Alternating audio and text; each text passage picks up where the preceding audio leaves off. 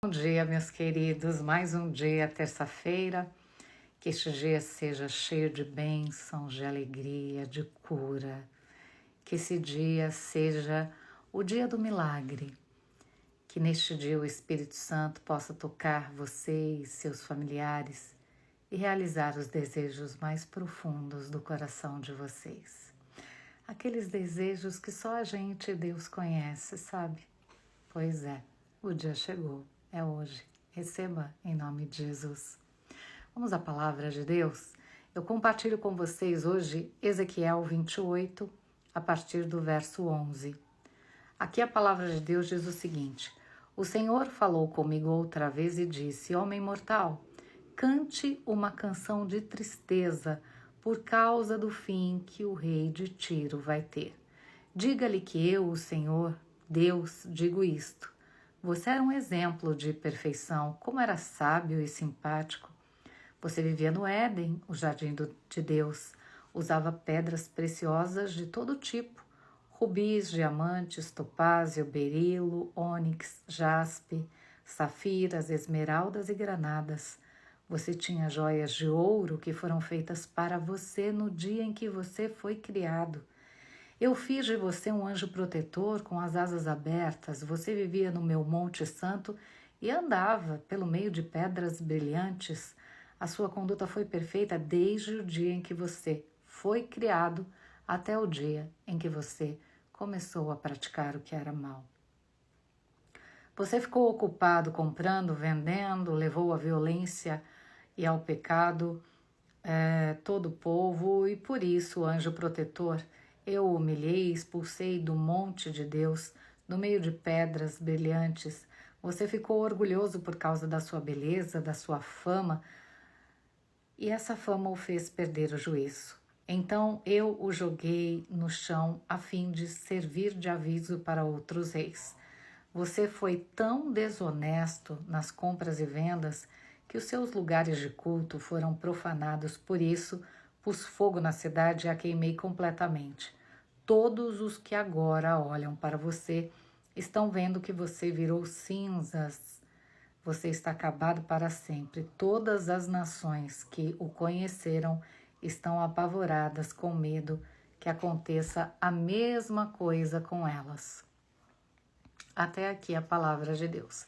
Veja, nós temos aqui Ezequiel fazendo uma profecia contra o rei de Tiro. Quem era o rei de Tiro nessa época?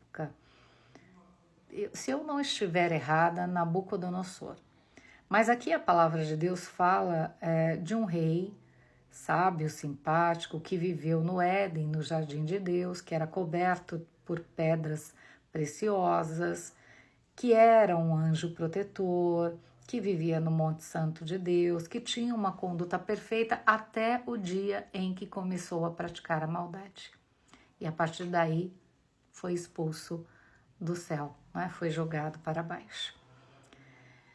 Então veja, Nabucodonosor não viveu no Éden, Nabucodonosor não fazia parte do jardim de Deus, ele se refere a Satanás. Então eu acredito que essa profecia aqui, nessa profecia aqui, o próprio Deus associa o comportamento desse rei de Tiro, que eu acredito ter sido Nabucodonosor nessa época, a um rei arrogante, a um rei amante de si mesmo, a um rei que levou seu povo à violência, ao pecado, à idolatria, à prostituição de todo tipo, um rei orgulhoso por causa da sua beleza, da sua fama. A gente tem relatos aí bíblicos sobre Nabucodonosor se tornar um animal, não é? Até que ele reconhecesse que Deus era o Senhor.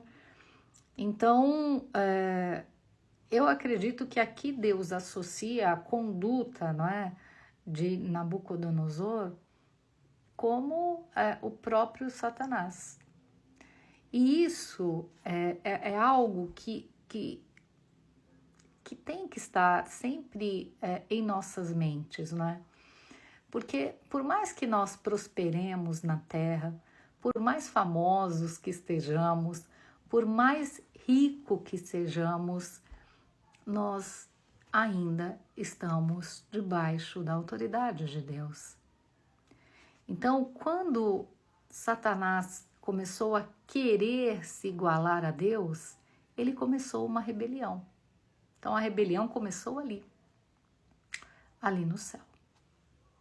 E por causa dele, nós vivemos todos essas intempéries da vida, né? Então, gente, hoje é terça-feira e eu espero verdadeiramente que Deus te cubra de bênçãos, que você possa ser beneficiado com a posição mais alta na empresa, o cargo mais elevado, que você tire a melhor nota no seu trabalho, que você seja reconhecido, se você é alguém que trabalha com a internet, um influencer, que você se torne uma pessoa famosa, mas que jamais se esqueça de que só existe um Deus, só existe um Senhor na terra. E o nome dele é Jesus Cristo, o Filho do Deus vivo, o Deus, o Pai, o Espírito Santo.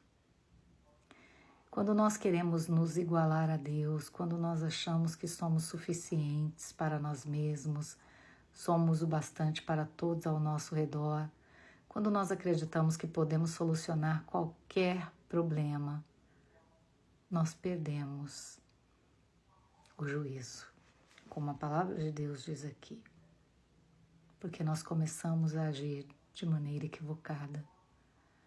Quando nós nos distanciamos de Deus, começamos a praticar o mal. Então veja, um dia desses eu ouvi no culto o pastor fazer uma oração e eu fiquei pensando no que ele disse. Ele disse: Senhor, dá-me aquilo que eu preciso para sobreviver, para que eu não me queixe de nada. Porque é muito comum que a gente se queixe, né, quando falta algo. E muitas pessoas em condições vulneráveis se tornam inimigas de Deus, né? Por incrível que pareça. Mas, né, se a gente pedir a Deus aquilo que é necessário, Deus quer que prosperemos na terra. Mas Ele sabe também onde está o nosso coração, onde está o nosso tesouro. Ele sabe até onde iremos. Então, veja que interessante, ele diz aqui, ele diz, olha,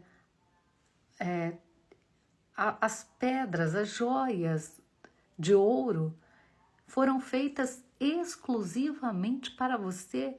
Desde o dia em que você nasceu, eu já havia preparado tudo isso. E o que Deus ganhou como pagamento? A rebelião, a revolta, a inveja, o ódio. Essa batalha que um dia terá fim. Mas olha quanto já nos custou, não é? Poderíamos todos estarmos tranquilos ao lado de Deus, no paraíso, mas enfrentamos aqui as nossas tribulações por causa do mal, né? Então, gente, se você tem a oportunidade hoje de fazer o bem, faça. E se você for beneficiado por Deus, não se esqueça, Deus merece toda a honra e toda a glória. Tudo é para Ele, tudo é dele e tudo é por Ele. Então, como eu sempre digo, inclusive esse versículo está aí no meu perfil, que Ele cresça e que eu diminua. E quando Ele cresce e aparece, todos nós somos beneficiados, porque Ele cuida de nós, Ele cuida dos seus. Que possamos aprender com Ele. Deus abençoe cada um de vocês.